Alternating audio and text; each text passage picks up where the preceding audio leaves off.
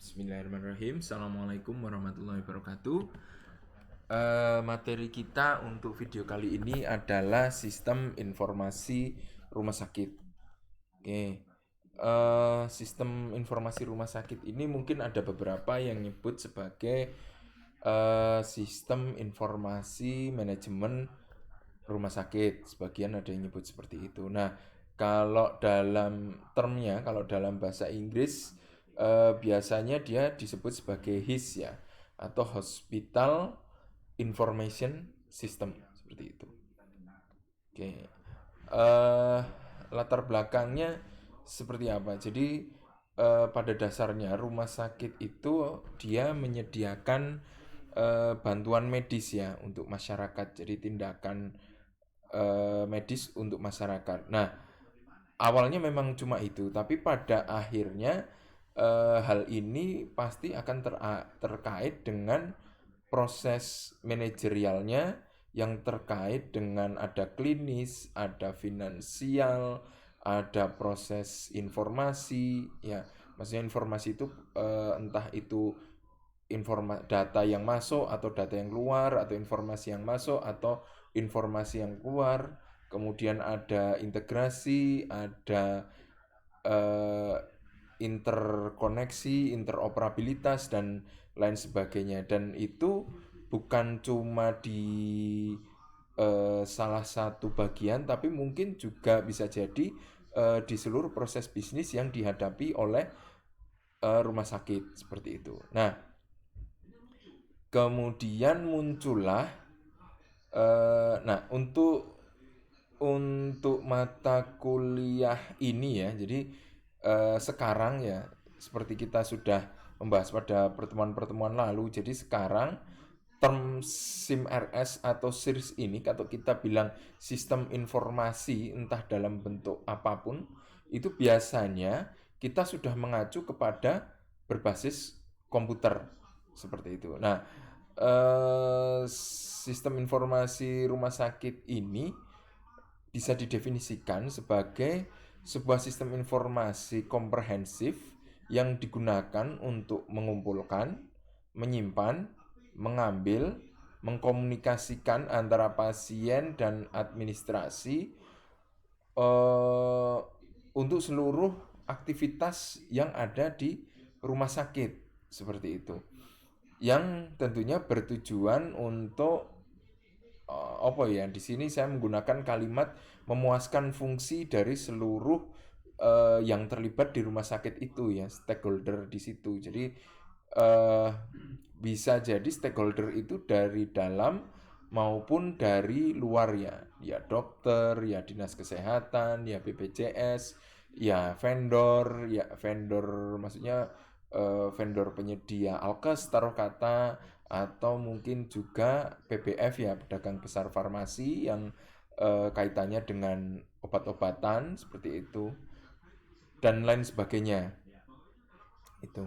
Nah, sistem informasi ini sifatnya komprehensif ya, digunakan eh, pada seluruh aktivitas. Nah, kemudian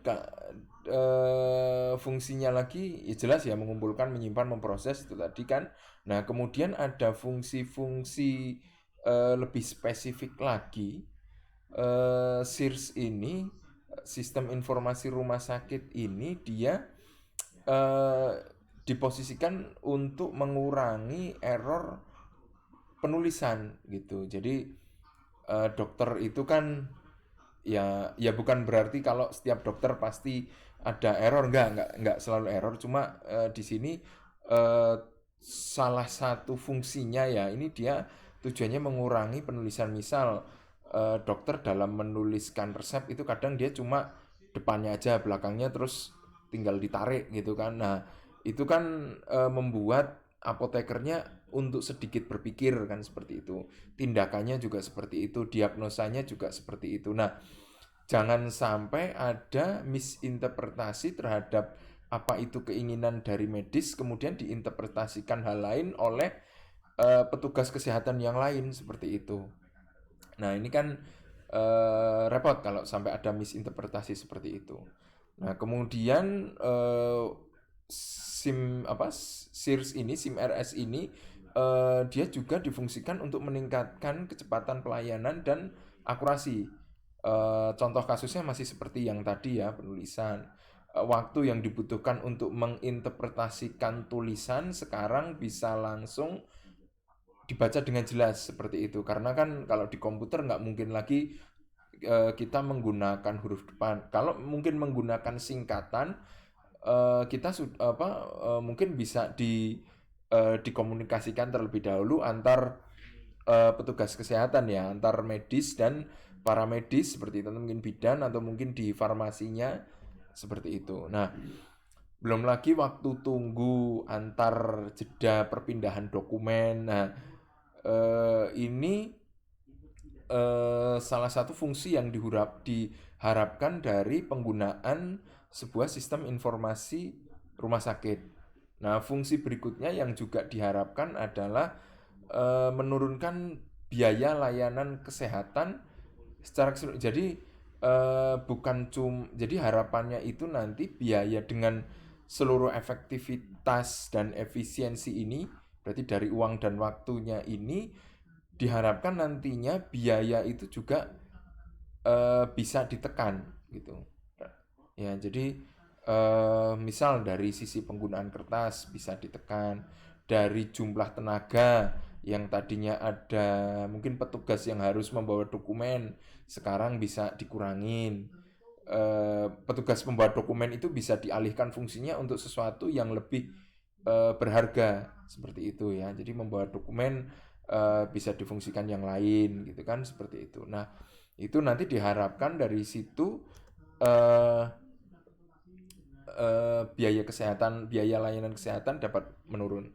Nah, kemudian paradigmanya apa? Nah, ini seharusnya ketika SIRS ini ya kita sudah lihat fungsinya, paradigmanya atau pola pikirnya ya ketika kita melihat sebuah SIM RS ini, yang pertama itu SIM RS itu haruslah mengakomodir perkembangan rumah sakit. Jadi eh, karena kan teknologi selalu berkembang kan, teknologi jelas memfasilitasi proses bisnis manusia. Nah, SIM RS ini hendaknya juga bisa terus berkembang seperti itu. Jadi jangan menganggap bahwa SIM RS ini benda mati. Anggaplah SIM RS ini ya seperti makhluk hidup, dia punya life cycle seperti itu. Jadi ketika life cycle oke, kita menentukan fiturnya A B C D E. Oke, life cycle ini selesai. Kemudian digunakan, kemudian akan ada life cycle berikutnya seperti itu terus. Jadi harapannya SIM RS ini juga selalu mengikuti perkembangan dari rumah sakit. Nah, kemudian yang tidak lupa adalah pasien sentris karena bagaimanapun eh apa ya, walaupun mungkin SIM RS ini untuk pasien ini sedikit interaksinya sedikit. Sebagian besar interaksi SIM RS ini interaksinya internal kan ya antar petugas kesehatan atau mungkin bisnis to bisnis ya. Maksudnya bisnis to bisnis ini berarti antara provider dan rumah sakit seperti itu. Misal untuk pesan gas medis seperti itu, misal untuk pesan obat, misal untuk pesan apa yang reguler itu regen dan lain sebagainya seperti itu. Namun seharusnya ini dia pasien sentris, jadi mengedepankan baik itu kebutuhan maupun pelayanan yang akan ditujukan kepada pasien seperti itu. Jadi misal untuk mengakomodir pelayanan terhadap pasien ya, berarti kan pelayanan kesehatan tentunya kan, berarti untuk pencatatannya itu juga harus dipikirkan, untuk inform concernnya dia harus dipikirkan, untuk misal dia harus perpindahan antar ruangan, antar unit, misal dari IGD ke rawat inap ke ICU, mungkin habis itu dia ke bangsal apa lagi, seperti kemudian dia harus cek lab dan lain sebagainya, itu juga harus bisa diakomodir seperti itu.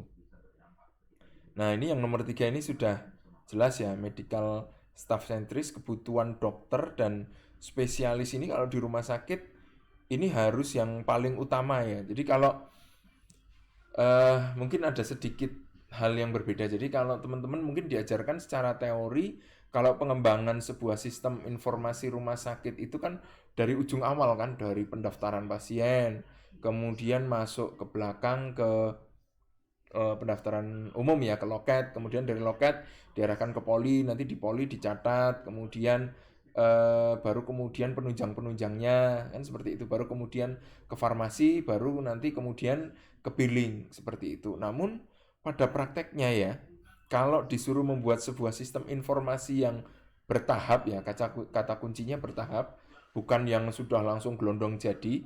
Nah, kalau untuk yang bertahap itu akan lebih baik kalau dibuat itu SIM RS ini untuk kebutuhan internal dulu. Ya, jadi misal yang pertama dari billing. Billing itu kaitannya adalah dengan tambahan kepegawaian, kaitannya dengan absensi pegawai, kaitannya dengan berapa dokter spesialis mendapatkan berapa rupiah selama dia melayani pasien. Nah, itu akan lebih baik.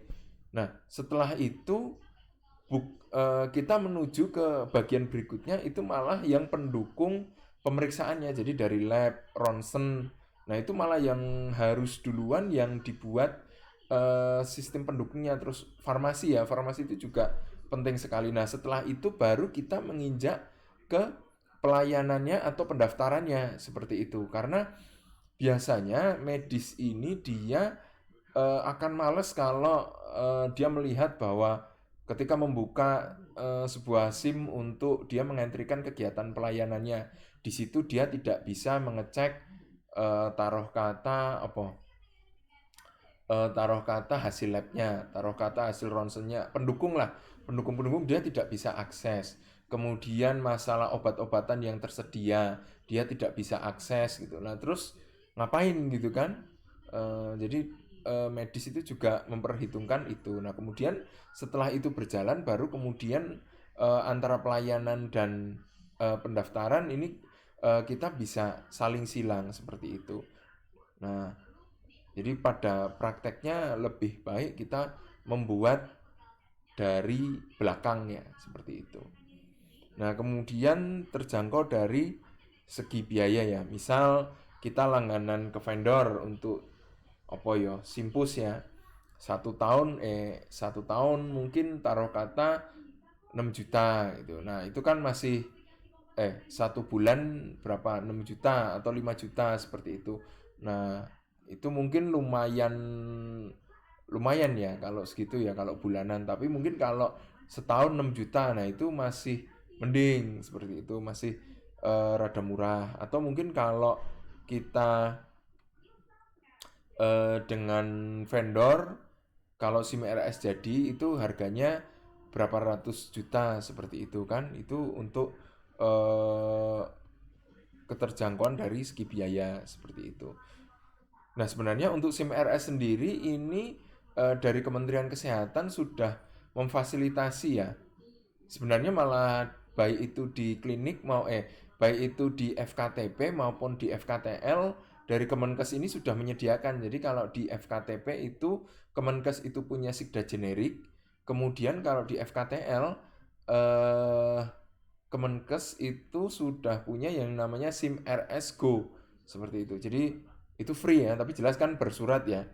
Kalau Sigda generik itu produknya dari Pusdatin, kalau SIM RS Go itu dari apa ya sekarang namanya? Dari Yankes ya. Apa? Sekarang namanya saya kurang tahu ya. Dirjennya seperti itu. Tapi yang jelas sudah ada dan kalau SIM RS Go ini salah satu yang menggunakan adalah Rumah Sakit Brebes, RSUD Brebes seperti itu. Kalau Sigda generik kalau saya nggak salah yang menggunakan itu adalah Kabupaten Cirebon. Cuma nggak seluruh puskesmas di Kabupaten Cirebon menggunakan Sigda generik ya. Sebagian ada yang menggunakan Sigda generik seperti itu. Oke, nah kemudian yang terakhir adalah scalable. Scalable ini mungkin lebih term ke dunia informatika ya. Jadi scalable ini mirip dengan yang nomor satu. Jadi dia eh, bisa mengakomodir perkembangan, tapi dia lebih ke, kalau scalable ini lebih ke fungsi secara hardware-nya. Jadi kalau ini lebih ke softwarenya ya, kalau nomor satu ini. Nah kalau yang nomor 5 ini dia lebih ke hardware. Jadi misalnya di ini bisa ditaruh di hardware ya.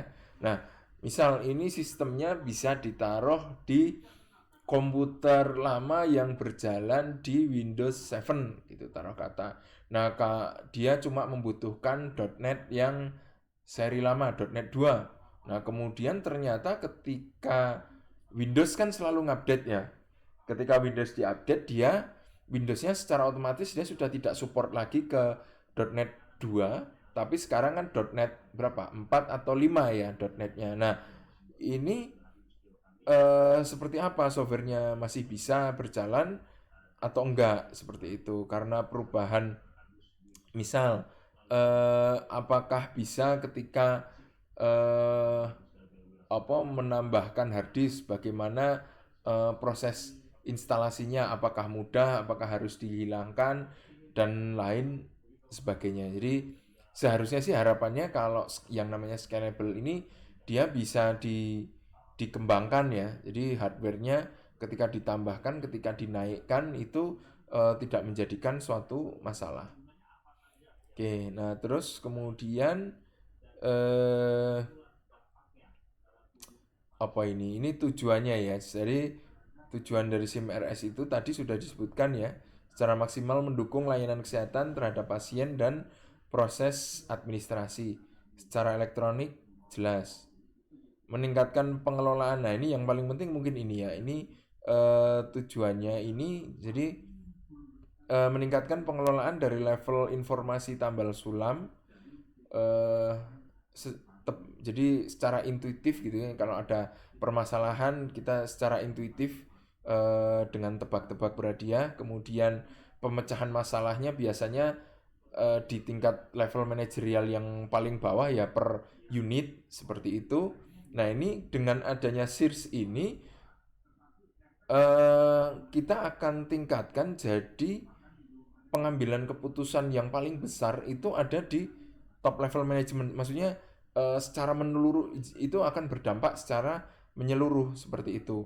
Sistem informasinya juga terintegrasi dan ketika melakukan dekomposisi permasalahan itu akan dilakukan secara sistemik gitu kan. Kalau ini kan kalau pemecahan masalah terisolasi ini dia seolah-olah tidak secara sistemik ya. Dia cuma yang penting dia ngurusin eh, unitnya sendiri gitu. Misal di farmasi ya, ya pokoknya farmasi sendiri gitu. Misal, oh farmasi ini butuh sebuah SIM farmasi yang mengakomodir interaksi antar obat-obatan seperti itu. Nah, dia pesan sendiri, dia bayar sendiri, dia pakai vendor sendiri dan lain sebagainya. Seperti tanpa dia memikirkan apakah nanti terkait dengan pelayanan, apakah nanti terkait dengan delivery ke pasien, apakah dia nanti terkait dengan billing. Nah, seharusnya tidak lagi seperti itu ya. Jadi ketika sudah bicara SIM RS itu dia harus sudah menyeluruh seperti itu. Oke. Selanjutnya ini ada manfaat utamanya ya, masalah data ya. Akurasi, reliability, redundansi. Redundansi ini mungkin istilah term nggak tahu nih apakah di dunia informasi atau banyak istilah di informatika ya. Jadi redundansi ini duplikasi, duplikasi data seperti itu. Jadi harusnya tidak perlu lagi ada duplikasi. Jadi alamat pasien ditulis di mana-mana, nama pasien ditulis di mana-mana, ditulis di mana-mana nggak masalah. Yang penting penyimpanannya nggak duplikasi seperti itu. Nanti ada soleh yang di satu data ditulis Soleh, data yang lain ditulis Solehudin, di data yang lain ditulis Muhammad Soleh gitu kan. Itu kan sebenarnya itu mengacu kepada satu orang, nah itu bisa dikatakan sebagai redundansi seperti itu. Jelas percepatan pengambilan informasi, percepatan penyimpanan, kemudahan pengoperasian. Nah, kemudian secara khusus SIM RS ini dia eh, bisa bermanfaat bagi dokter ya, kemudahan akses bagi physician, bagi medis ya, baik itu ya dokter ya, dokter dokter secara umum ya, nggak cuma dokter umum, maksudnya ya dokter ya spesialis seperti itu, bisa mengambil data demografi, gender, data dari tempat lain, kemudian data pendukungnya, lab dan lain sebagainya. Ya tentu pada akhirnya akan meningkatkan kualitas layanan gitu kan. Misal eh, pengetahuan tentang alergi pasien seperti itu. Nah, misal pernah dicatat masalah alergi, oh pasien ini alergi terhadap suatu zat tertentu. Nah, ini dokter sudah tahu nih, oh ini alergi terhadap ini, dia bisa terapinya menggunakan jenis obat yang lain. Membantu proses pengambilan keputusan secara manajerial tentu gitu kan. Ya salah satu fungsi sistem informasi kan memang itu kan, manfaatnya dia bisa dimanfaatkan untuk pengambilan keputusan. Efisien dan akurat proses administrasi baik finansial, administrasi finansial, masalah gizi ya, gizi diet kan, berarti gizi pasien ini dia bisa lebih lebih bagus pengerjaannya, jadi penjadwalannya, pengaturan makannya dia bisa lebih bagus, sarana prasarana rumah sakit, distribusi alkes gitu kan, misal bed yang menumpuk di mana seperti itu. Nah, itu bisa didistribusikan seperti itu. Memonitor penggunaan obat termasuk adverse drug interaction. Nah, ini tadi interaksi antar obat. Meningkatkan kualitas dokumentasi tentu karena penyimpanannya sekarang sudah terstandar ya. Kalau misal memasukkan tanggal lahir ya, kalau bukan tanggal lahir yang dimasukkan nggak bakalan bisa nyimpen. Itu salah satu contoh sederhana dari peningkatan kualitas dokumentasi gitu kan. Kemudian meningkatkan integritas informasi, mengurangi kesalahan penulisan yang tadi kan, mengurangi duplikasi dari entry data seperti itu. Kemudian penggunaan, mengurangi kesalahan penulisan, pengembangan database klinis. Nah, ini database klinis ini sangat penting ya. Jadi SIM RS ini jadi seharusnya ya eh, rumah sakit ini dia memfasilitasi, ini kan masih tataran teori ya, masih tataran teori, tapi di yang saya baca di jurnal-jurnal, yang saya baca di Cina sih, jadi di rumah sakit itu dia punya semacam, mungkin itu karena rumah sakit pemerintah ya, jadi dia punya database terpisah, jadi merupakan replikasi dari, jadi ada SIRS ya, ada SIM RS. Nah, kemudian data-data terkait klinis, terkait pasien, itu dia dikopikan, dibuat database sendiri. Tujuannya apa? Tujuannya untuk nanti dimasukkan sebagai inputan dari data warehouse-nya pemerintah seperti itu. Yang pertama itu, yang kedua dia digunakan untuk penelitian sendiri gitu. Jadi misal yang di situ di jurnal yang saya baca dia mau meneliti masalah automatic coding. Jadi dia membuat coding secara otomatis. Jadi dokter kan hanya memilih nama penyakitnya gitu kan. Hanya milih penyakitnya. Nah, kemudian masalah codingnya, apakah coding penyakitnya itu ya tentu jenis penyakitnya nanti akan berbeda ya. Nah, eh, itu akan nanti secara otomatis, dan nanti pada database klinis itu penempatannya. Jadi coding-coding itu nanti masuk di database klinis, karena kan salah satu fungsi coding itu adalah mendukung penelitian kan seperti itu. Yang kedua nanti mungkin untuk reimbursement. Nah, ini pengembangan database klinis ini salah satu fungsi penting SIM RS ya, walaupun saya belum pernah melihat SIM RS yang ada seperti itunya. Nah, kemudian manfaatnya lagi bagi dokter ya, meningkatkan akurasi dan keterbacaan itu tadi, masalah pengobatan kan, penulisan resep dan lain sebagainya. Kemudian order apa ya istilahnya, order dari dokter, maksudnya order dari dokter terhadap untuk asuhan keperawat, misal nanti akan diaplikasikan untuk asuhan keperawatannya kan seperti itu. Nah ini order istilahnya apa sih kalau di medis saya nggak tahu ya. Eh Maksudnya dokter ini menghendaki seperti apa gitu. Jadi biar nanti bisa diwujudkan asuhan keperawatannya seperti apa, asuhan gizinya nanti seperti apa, seperti itu. Nah ini ordernya itu biar jelas seperti itu. Efektif, efisien secara klinis karena informasi semacam alergi dan lain sebagainya. Meningkatkan layanan kesehatan karena semuanya tercatat seperti itu. Jadi nggak ada lagi dokter cuma ngomong sambil jalan gitu kan. Silakan dokter selesai visit kemudian ngentri. Nah, ngentrinya ini bisa difasilitasi oleh perawat atau dokternya sendiri yang ngentri seperti itu. Mengurangi kesalahan dalam pelayanan medis, jelas kan kalau misinterpretasi ini bisa berakibat kesalahan dalam pelayanan medis. Nah, bagi perawat apa? Akses cepat ke hasil dan permintaan perawatan. Nah, ini kan berkebalikan dengan dokter tadi ya. Kalau dokter lagi meminta perawatannya seperti apa, kalau perawat ini kan dia akan melihat oh dokternya memiliki permintaan kepada perawatan untuk pasien ini adalah seperti ABCDE seperti ini. Akses cepat ke demografi pengobatan dan hasil tes pasien. Nah, ini perawat kan kadang membutuhkan data ini ya. Data hasil tes, data terapinya apa dan lain sebagainya. Nah, kemudian data demografi.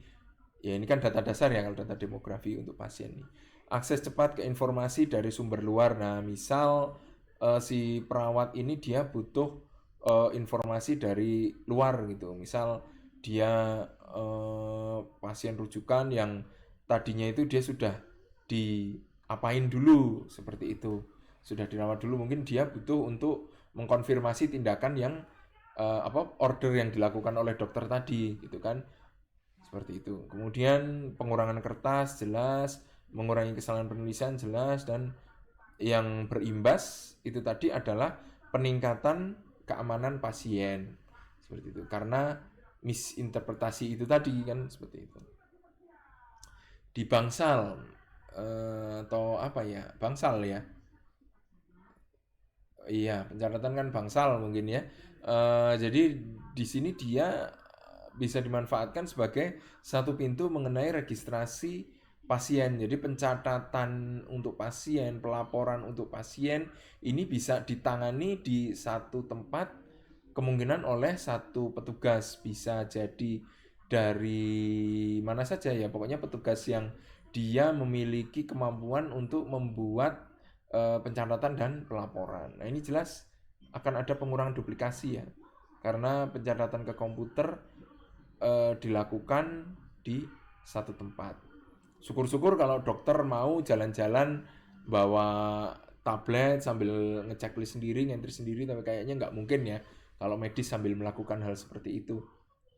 Kalau dari segi bahaya kan bahaya juga ya, bawa tenteng-tenteng tablet yang nggak jelas tabletnya asalnya dari mana, seperti itu juga bahaya. Saya kira memang lebih aman kalau pencatatan berbasis elektronik ini dilakukan di nurse station kan seperti itu.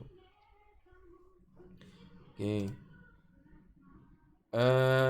Ini informasi mengenai rekam medis, koordinasi ini klinis ya. Dari faktor klinisnya, manfaatnya, informasi mengenai rekam medis pasien gitu kan. Koordinasi antar vaskes. Ini masalah pengobatannya, masalah terapi, masalah tindakan. Nah, kalau ini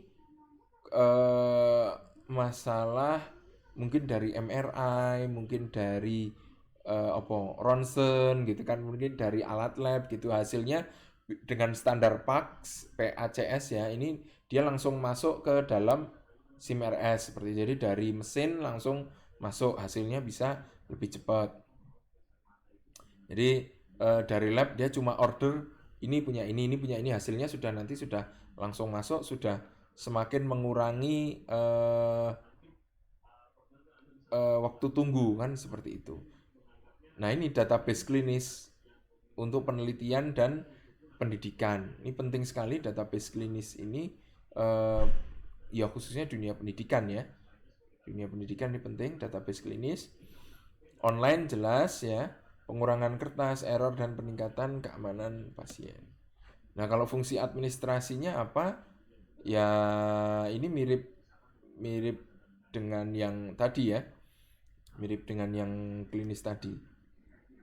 Oke, nah setelah kita mengetahui tadi apa macam-macam ya, tadi ada fungsi, manfaat dan lain sebagainya. Nah, kemudian komponen utama yang harus ada dalam sebuah SIM RS itu apa? Nah, komponennya yang penting adalah ini komponen minimal ya, komponen utamanya itu registrasi segala hal ya, mulai registrasi pasien gitu kan, registrasi apa jenenge ruangan dan lain sebagainya. Kemudian permintaan perawatan dan laporan hasil, ya kan? Berarti ini pencatatan pelayanan kan, seperti itu. Kemudian laporan hasil ini bisa jadi wujudnya apa laporan ya hasil dari pelayanannya itu sendiri, macamnya apa yang dibutuhkan. Kemudian dokumentasi klinis apa saja yang telah dilakukan, penjadwalan ini bisa jadi penjadwalan petugas, bisa jadi penjadwalan pasiennya gitu kan, maksudnya kalau petugas kan shift-shiftan itu ya, kalau pasien ini mungkin schedule untuk dilayani, untuk mungkin kalau mau konsultasi gizi jam berapa, kalau konsultasi dengan spesialis jam berapa, seperti itu. Oke. Oke, nah kemudian terakhir billing ya. Jelas ini komponen billing penting. Nah, kemudian kita bicara subsistemnya. Nah, jadi SIM RSI ini ada macam-macamnya apa aja sih gitu kan. Nah, ini PACS, ini mungkin yang belum banyak di Indonesia. PAX, tapi sistemnya ini sebenarnya standar, harusnya sudah menjadi standar sebagai bentuk salah satu subsistem di SIM RS ya. Jadi harusnya ini sudah mendukung sebuah SIM RS yang memiliki subsistem PACS ini. Jadi kemudian PACS ini kan standar untuk berbagi format data layanan pendukung ya. Kemudian ini yang pendukungnya kan ada di radiologi ya. Ya kan, radiologi ini dia punya sendiri. Kemudian ada clinical information system, physician information system, financial information system, laboratory, nursing, farmasi. Ada 8 ya, ini tergantung rujukan sih ya sebenarnya ya. Tergantung rujukan ada berapa macam subsistem dari sebuah SIM RS. Ada yang bilang 4, saya pernah melihat ada yang 6. 4 nggak ada, kayaknya 6. Ini saya dapat, saya menggunakan rujukan yang 8, seperti itu. Oke, kita lihat satu-satu ya. Yang pertama adalah PACS. Jadi ini merupakan teknologi pencitraan medis yang menyediakan penyimpanan ekonomis dari dan ke gambar dari sebuah mesin. Jadi gambar scan mata, ya mata di foto nggak ya? Yang difoto apa berarti? Yang difoto itu mungkin dari otak ya kan, foto otak, foto dada, foto apalagi lah pokoknya yang foto-foto. Nah, di situ dia selain gambar digital, PACS ini juga menyediakan metadatanya. Metadatanya itu nanti bisa diisi macam-macam. Ada mungkin komentar dari dokter penanggung jawabnya, mungkin ada komentar dari siapa lagi, mungkin ada waktunya, mungkin ada catatan khusus yang harus dimasukkan ke dalam itu. Jadi bukan cuma gambar saja yang dipertukarkan, tapi ada metadatanya yang turut dipertukarkan dan itu sudah menjadi sebuah standar. Nah, itu PACS itu seperti itu.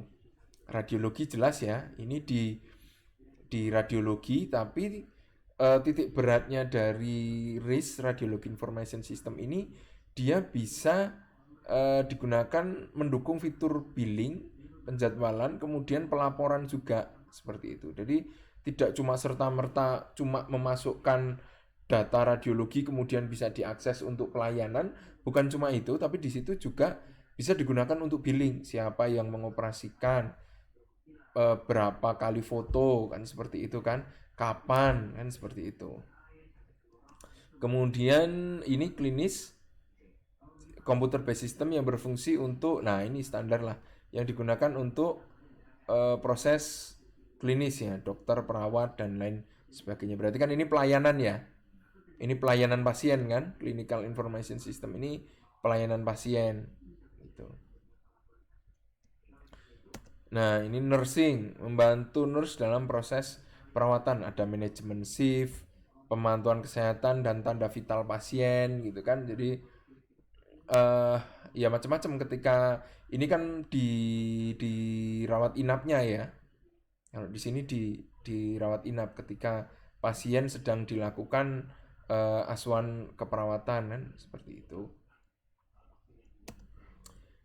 Kemudian ini Physician Information System eh ini supaya bisa diakses ubiquitous ya, begitu itu di mana saja, kapan saja, siapa saja, itu istilah untuk ubiquitous.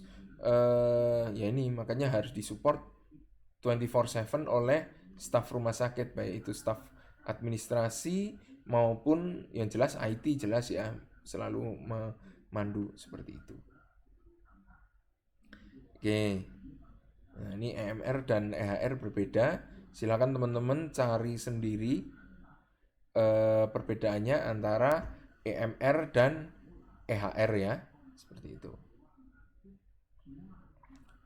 Oke, ini physician dari sisi dokternya ya. Physician itu kan dokter. Nah, ini farmasi jelas obat. Yang dibutuhkan dari sini adalah ya kalau manajemen obat standar sih standar ya. Cuma di sini ini nih fitur penting dari farmasi information system itu adalah mendeteksi interaksi antar obat. Nah, seperti itu. Kalau untuk fitur yang kedua, penggunaan obat yang terbaik ini kan mungkin masih lama ya, karena nggak tahu Indonesia menggunakan ini nggak ya, ada standarnya nggak ya? Kayaknya belum belum begitu lazim ya. Nah, ini kalau yang interaksi antar obat ini seharusnya sudah bisa diwujudkan dalam farmasi information systemnya. Nah, ini jelas finansial ya penting kan. Satu orang dokter ngelayanin berapa, biasanya suka ngitung di spesialis nih. Saya sudah ngelayanin orang sekian, saya sudah ngirim lab ke berapa lab, kan seperti itu. Biasanya ini secara tidak langsung spesialis sudah ngitung ini. Oke, nah laboratorium information system jelas ya laboratorium ya. Kan rumah sakit itu yo pasti labnya harus ada gitu kan, banyak juga penyakit yang harus di lab dulu untuk dia bisa dipastikan bahwa oh ya ini memang penyakit A, ini penyakit B, ini penyakit C seperti itu. Atau mungkin antara penyakit kalau tadinya kemungkinannya A, B, C, D, ini sekarang dengan adanya lab bisa menurun cuma A dan B kan seperti itu. Nah, laboratorium information system ini selain disebut sebagai LIS, kadang juga disebut sebagai laboratory information management system. Oke, itu untuk dasar teorinya ya. Jadi seluruh SIM-RS, seluruh SIRS tadi seperti itu. Nah, kemudian bagaimana implementasinya di Indonesia? Nah, kalau di Indonesia ini saya belum tahu ya apakah sudah ada update-nya ini. Kalau dulu saya mencari ini ada peraturan Menteri Kesehatan nomor 1171 tahun 2011 tentang sistem informasi rumah sakit. Nah, itu di situ teman-teman silakan cari sendiri, silakan dibaca detail ya. Jadi dan SIRS ini dia juga sudah ini kan SIRS ini bagian dari, jadi SIRS yang di PMK ini dia adalah bagian dari Signas kan, Sistem Informasi Kesehatan Nasional. Signas ini dibagi menjadi satu, dua, kalau nggak salah dibagi menjadi 3 subsistem. Subsistem pertama itu SIRS yang di rumah sakit, subsistem kedua itu Sigda, subsistem yang ketiga itu Simpus, gitu kan. Nah, Simpus itu untuk di FKTP, SIRS ini untuk di FKTL, dan Sigda itu untuk di kabupaten, seperti itu di dinas kesehatannya. Nah, di sini yang minimal harus ada itu RL1, RL2, RL3, 4A, 4B, 5, dan 5.4. Nah, ini yang minimal harus ada dan dilaporkan di SIRS. Ini minimal ya, bukan berarti cuma ini ya. Nah, tapi kalau SIRS yang aplikasi yang dibuat, ini kan SIRS ini SIRS online ya. Jadi rumah sakit secara berkala melaporkan, ini minimal data yang harus dipersiapkan adalah ini. Nah, tujuannya jelas di tingkat nasional ya, merumuskan kebijakan di bidang rumah sakitan, menyajikan informasi RS secara nasional, melakukan pemantauan, pengendalian, dan evaluasi penyelenggaraan rumah sakit secara nasional. Jadi, SIRS ini dalam konteks PMK 1171 ini sistem informasi rumah sakit itu minimal data itu tadi, kemudian dari pusat ini akan ngambil data itu tadi, yang RL itu tadi akan diambil seperti itu. Ini terbarukan setiap data, tersiap saat, dan periodik ya sifat pelaporannya. Oke, saya kira itu yang bisa saya sampaikan mengenai sistem informasi manajemen rumah sakit. Ada beberapa hal yang teman-teman harus dalami lebih lanjut. Yang pertama tadi masalah EHR dan EMR. Kemudian yang berikutnya teman-teman harus membaca juga PMK nomor 1171 tahun 2011 tentang sistem informasi rumah sakit. Oke. Saya cukupkan sekian untuk materi kali ini. Terima kasih. Wassalamualaikum warahmatullahi wabarakatuh.